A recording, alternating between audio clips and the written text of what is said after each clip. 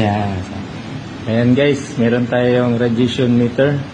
Ayan, tinatawagan yung cellphone. Kita natin kung gaano kalakas yung radiation.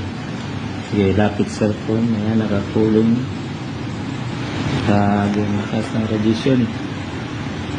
Kaya natin lagyan ng scalar energy ng Fermax cream.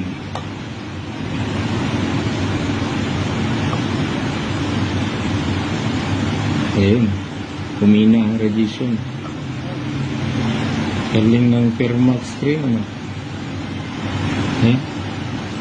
Oh, grabe ang lakas ng radiation. Diyan natin ang Fermax scalar energy.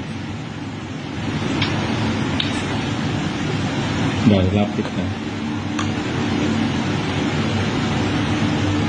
Ayun, humina ang radiation guys.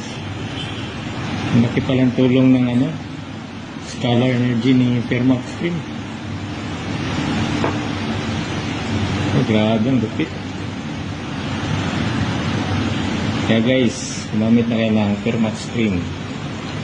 At yung scalar energy niya, pag itapon yung cream.